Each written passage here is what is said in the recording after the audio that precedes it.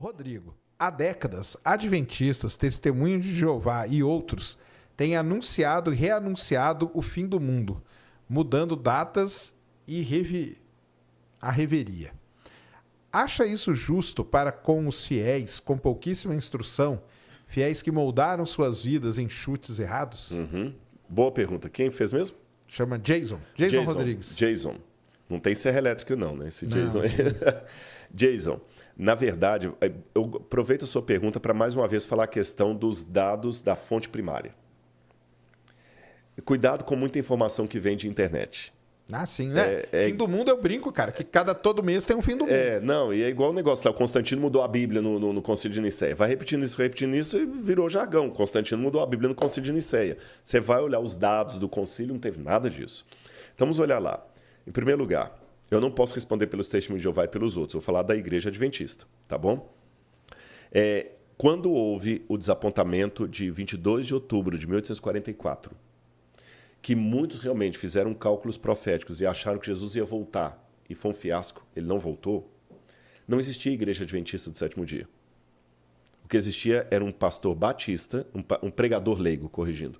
Pastor porque eles ordenavam leigos, chamado Williams Miller, ou Guilherme Miller, que junto com mais de 1,5 milhão de pessoas, ou 5 milhões de pessoas, algumas estatísticas não, estavam acreditando na profecia do Miller, que Jesus voltaria ali.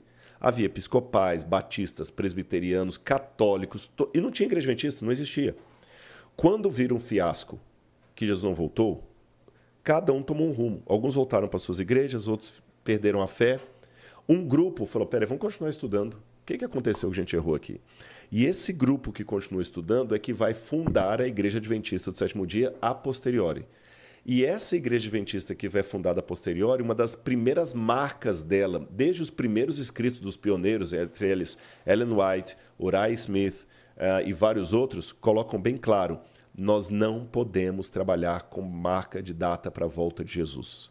Há um desencorajamento com base na experiência que eles mesmos tiveram. Mas, repito, não existia Igreja Adventista. E nunca mais a Igreja Adventista marcou qualquer data para a volta de Jesus. Nunca mais marcou. Mas isso aí é a volta de Jesus. Mas o que isso tem a ver com o fim do mundo? Que a volta de Jesus é ligada ao fim do mundo. A volta de Jesus para o cristão. Caramba, mas quando Jesus voltar, o contrário, né?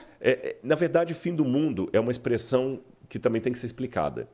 Fim de que mundo? Entendi. É porque Cristo volta nas nuvens. Vai dar uma reviravolta. Para dar uma reviravolta. Então, esse mundo que nós conhecemos vai mudar.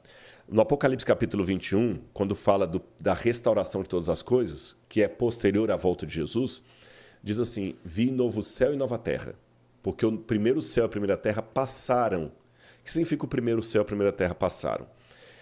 Quando fala novo céu e nova terra... isso aí pode virar um negócio para bomba, uma guerra nuclear. Ué. Pode, mas olha... Após. Boa, por que no grego, na Bíblia original, não pode ser? Porque quando fala novo céu e nova terra... Em grego você tem duas palavras para novo. Você tem a palavra kainos e neos. Neo é uma coisa completamente nova. Neonatal, acabou de nascer. Neófito, novinho demais. Kainos é um neo de renovado. Pô, mas então, aí tá de uma guerra nuclear mesmo. Terra renovada. Mas acaba tudo que tá ali, mas porque a Terra continua a mesma. Só que vai ter uma renovação.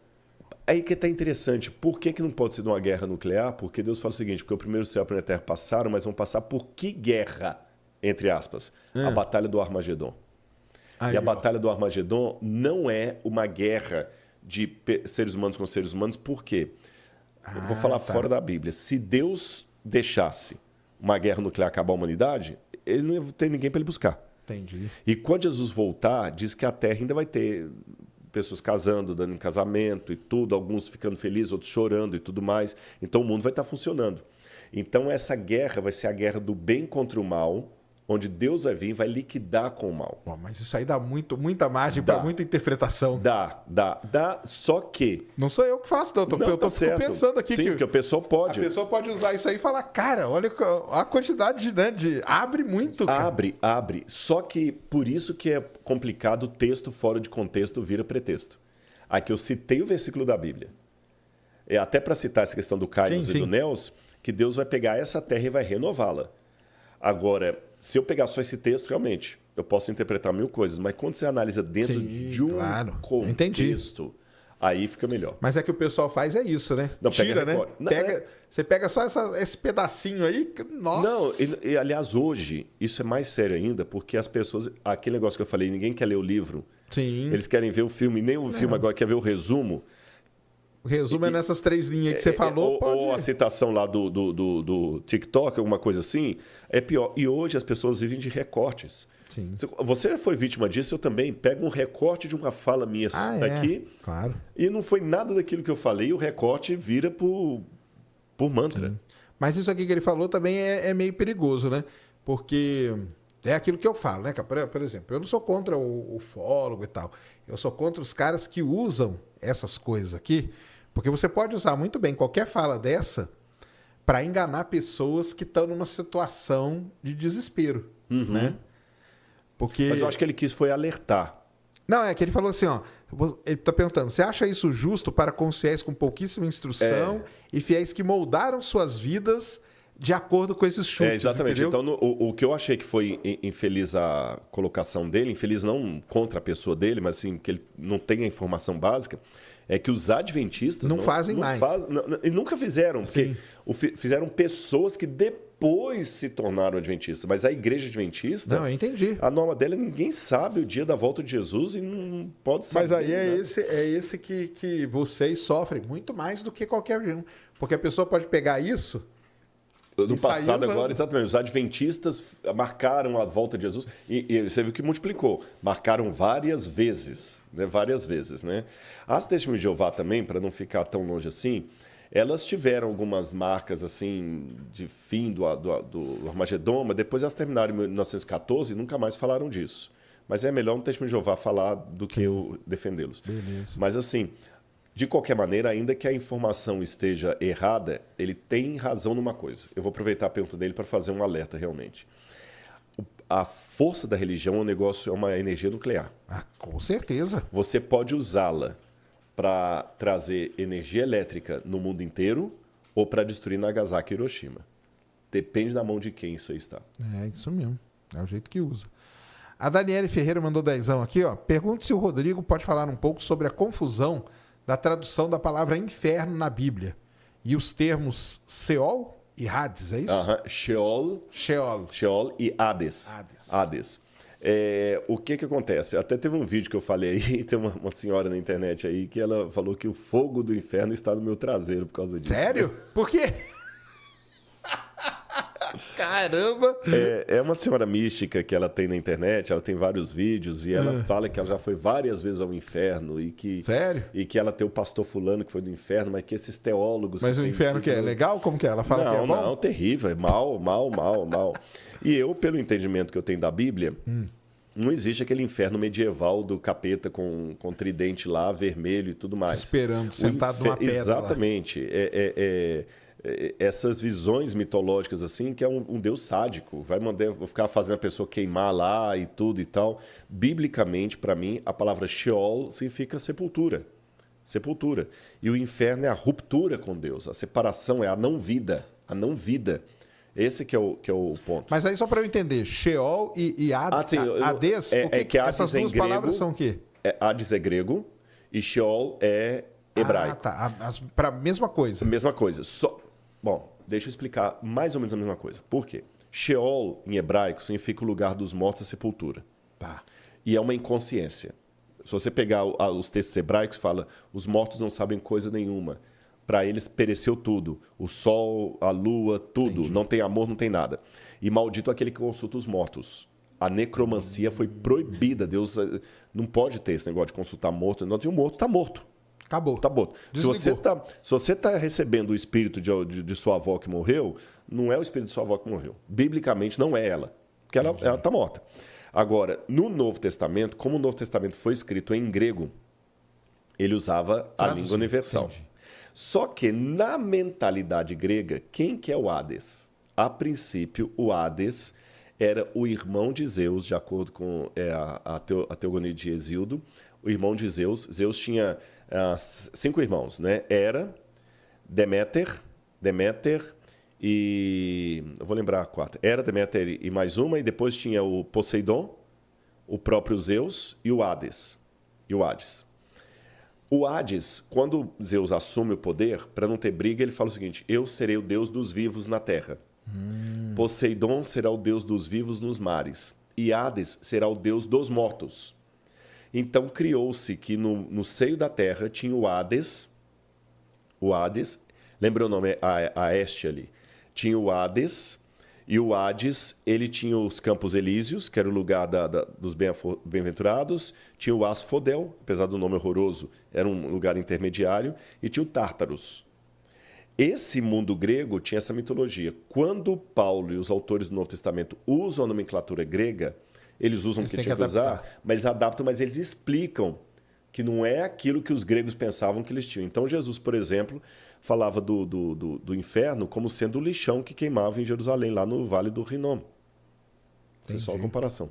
Rodrigo, pode falar um pouco sobre a profecia de Daniel? Isso eu não tenho nem ideia. E como as profecias da Bíblia podem colaborar com seu entendimento e veracidade? As profecias de Daniel, elas são tão fortes com relação ao que elas profetizam, porque, veja bem, tem dois tipos Quem foi Daniel primeiro? Daniel, vamos lá. Lembra que eu falei aqui que Jerusalém foi destruída por Nabucodonosor? Acho que eu falei, Sim, né? 600, ele foi atrás da placa, aí esconderam Exatamente. Quando ele levou vários judeus cativos para a Babilônia, ele levou Daniel e seus companheiros. E na Babilônia, Daniel e seus companheiros foram educados na religião dos babilônios. Foram estudar na Universidade da Babilônia. Tudo o oposto do que aprenderam como judeus, né? Foram estudar ali e Daniel teve visões e sonhos. E as visões de Daniel são muito fortes, muito detalhadas. Tão detalhadas que os críticos da Bíblia falaram o seguinte: Daniel é um vaticínio ex evento, como dizem em latim. Uma profecia feita depois que cumpriu. Sabe aquele negócio assim? Engenheiro de obra pronta. Exatamente, engenheiro de obra pronta. Mas hoje a gente sabe pelos manuscritos do Mar Morto que Daniel foi escrito muito antes. E Daniel profetizou até no capítulo 2, por exemplo, tem um sonho de Nabucodonosor que ele interpreta. Ele fala como é que os reis deveriam governar o mundo de maneira mundial. Mundial dentro do contexto do Oriente Médio. Ele fala da Babilônia, que era o reino da época, depois a Medo-Pérsia e cumpre a Grécia, a Babilônia, a Medo-Pérsia, a Grécia, Roma, e ainda fala de Roma dividida. E ele fala, por exemplo, um detalhe, quando ele fala da Roma dividida, que se torna a Europa, ele fala o seguinte: durante essa divisão, esses reinos nunca mais se unirão. Nunca mais se unirão. Eles farão muitas alianças e muitos acordos de casamentos, mas assim como o barro não mistura com o ferro, eles não se misturarão. E é o que você vê a história da Europa. A Europa foi justamente isso. Até hoje, mercado como o europeu, o euro, que agora teve o Brexit, várias vezes a Europa tentou se unir através de casamentos. A Rainha Vitória era a rainha de todo mundo ali, e ninguém se unificava, as casas brigando, o número de reinos, tudo muito bem colocado. Alexandre o Grande falou: na sua força ele vai se quebrar. Mas não foi aquela centúria de Nostradamus que você pode assim pegar assim, como é que é? A lua se tornou azul ao meio-dia e o sangue correu pelas praças, que eu posso aplicar aquilo a que eu quiser, o Covid, tudo, até o fracasso do time no futebol. O Corinthians perdeu, pode falar que foi o Nostradamus. Não é esse tipo de profecia muito acertada. Quando ele fala depois sobre a queda do cristianismo e tudo, mas foi coisa assim muito acertada. E se impressionou tanto as profecias de Daniel que foram elas que influenciaram Sir Isaac Newton a se voltar para a Bíblia. E há pouco tempo, isso é uma descoberta recente, que descobriram que Isaac Newton escreveu 4 vezes mais sobre Bíblia do que sobre ciência. Né? Só que muitas cartas estavam... isso é coisa de mito. E ele não deixou o lado científico quando ele se tornou místico, nada disso. Ele trabalhava o cientista e o teólogo. E tem as profecias de Daniel interpretadas por Isaac Newton. E ele acertou em muitas coisas, não, em praticamente tudo. Só o que está no futuro ainda que ele diz. E hoje nós sabemos que Daniel viveu nessa época e até a existência histórica dos companheiros de Daniel já foi provada pela arqueologia. Lá no Istambul você tem um tablete de Nabucodonosor que ele fala dos oficiais dele e cita os 3 companheiros de Daniel ali. Caramba. Mencionados na Bíblia. Então, um livro fantástico. Obrigado aí, Eric, pela deixa, para dar esse depoimento. Isso está na Bíblia? Está na Bíblia. É o livro do Antigo Testamento. Tá. E Jesus fez referência ao profeta Daniel até para falar da destruição de Jerusalém. Quando vocês ouviram Daniel falando do abominável da desolação, quando acontecer isso, quem estiver em Jerusalém, fuja. Até a destruição de Jerusalém, Daniel falou dela, da destruição pelos romanos.